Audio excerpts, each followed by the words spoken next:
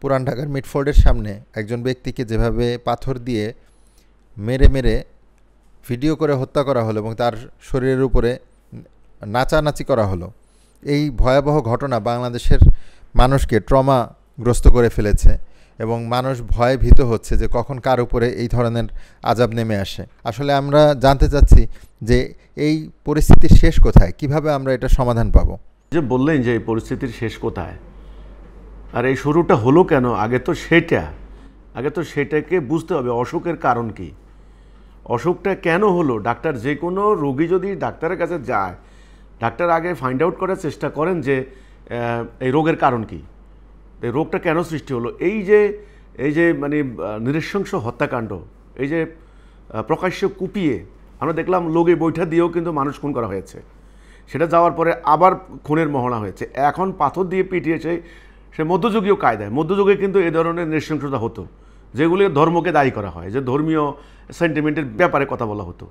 কিন্তু এখন এই আধুনিক, আমরা আজকে স্বাধীনতার পরে 53 বছর থেকে গণতন্ত্র প্র্যাকটিস করেছি, মানুষের তৈরি জাতীয়তাবাদ প্র্যাকটিস করেছি, ধর্মনিরপেক্ষতাবাদী সংবিধানের মূলনীতি প্র্যাকটিস করেছি, তো এখন আমাদের এই অবস্থা কেন?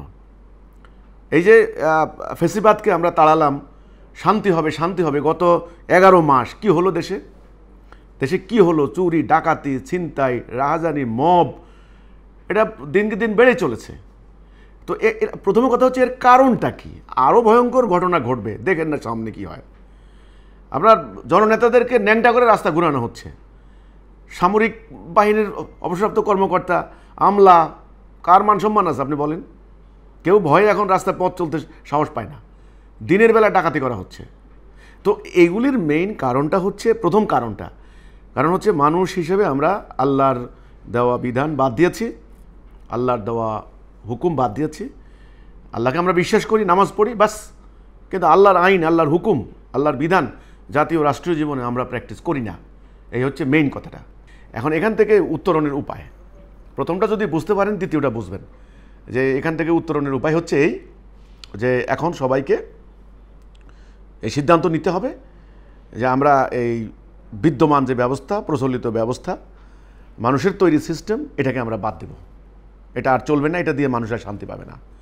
এভাবে মানে পাথর দিয়ে পিটিয়ে মানুষ মারা হবে, লোকে বৈঠা দিয়ে পিটিয়ে মানুষ মারা হবে, হাজার হাজার কোটি টাকা ছিনতাই করে মানে নিয়ে যাওয়া হবে, তো এভাবে চলবে। এখন কেউ বলছেন আগামী নির্বাচন হলে খুব শান্তি আসবে, নির্বাচিত সরকার শান্তি প্রতিষ্ঠা করবে। না, একদম না। কারণ এই সিস্টেম না পাল্টালে, এখানে যে যায় লঙ্কা সে হয় রাবণ, সূত্র হচ্ছে এইটা। এই বিদ্যমান ব্যবস্থা, অর্থাৎ মানুষের তৈরি এই সিস্টেম, এই ভুল জীবন ব্যবস্থা, তথাকথিত পুঁজিবাদী গণতান্ত্রিক ব্যবস্থা, সুদভিত্তিক অর্থনীতি, হানাহানির রাজনীতি, যেটা ব্রিটিশরা আমাদেরকে দিয়ে গেছে, যেটা ইসলাম না, আল্লাহ রসুলের কোনো প্রক্রিয়া না, তরিকা না, এগুলা। তো এটার মধ্যে যত ইলেকশন করেন আর যতই আপনার হলো সংস্কার করেন, কোনো লাভ হবে না। এইভাবে নিত্য নতুন খুনের ভয়ানক দৃশ্য দেখবেন, আর সোশ্যাল মিডিয়া ভাইরাল হবে, মানুষ মানে ট্রমাগ্রস্ত হয়ে যাবে মানুষ, সোজা কথা ট্রমাটাইজ বলে, এটা হয়ে যাবে। এখন তো আরও নিষ্ঠুর হয়ে যাচ্ছে মানুষ। তো এখন এই মানুষের এই সমাজ পরিবর্তনের জন্য অবশ্যম্ভাবী রূপে প্রচলিত সিস্টেম পরিবর্তনের একটা বিপ্লব সৃষ্টি করতে হবে, একটা রেভলিউশন যাকে বলা হয়, একটা রেনেসা, মানুষের মনস্তত্ত্বের পরিবর্তন, মানুষের মনোভাবের পরিবর্তন। মানুষকে বোঝাতে হবে যে তুমি তাড়াতাড়ি এই সিস্টেম থেকে বেরিয়ে আসো। এটা হলো জাহিলিয়াত, এটা হলো মানুষের তৈরি, এটা যারা মানে তারা শিরিক কুফর করে, তারা মুসলমান থাকতে পারে না। এই হচ্ছে মেন কথাটা। তো কাজে আমার কথা হচ্ছে এই, নির্বাচনের মাধ্যমে কোনো শান্তি আসবে না প্রকৃতপক্ষে।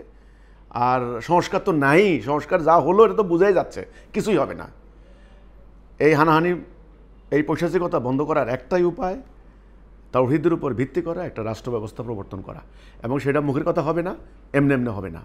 এটার জন্য একদল মোমেনকে, একদল সত্যনিষ্ঠ মানুষকে জীবনের বাজি নিয়ে সংগ্রাম করতে হবে, লড়াই করতে হবে। তবে যদি আল্লাহ দয়া করে এই পরিস্থিতি পরিবর্তন করেন, এই হচ্ছে আমার কথা।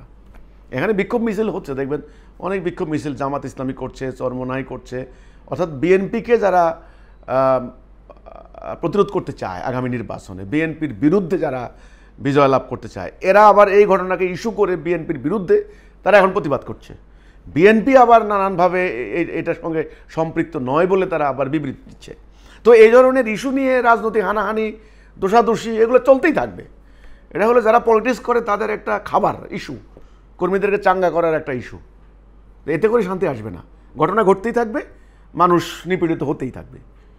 এখন একটাই উপায়, এই সিস্টেমটাকে বাদ দিতে হবে, ব্যাস। দেখেন সেটা করে কিনা।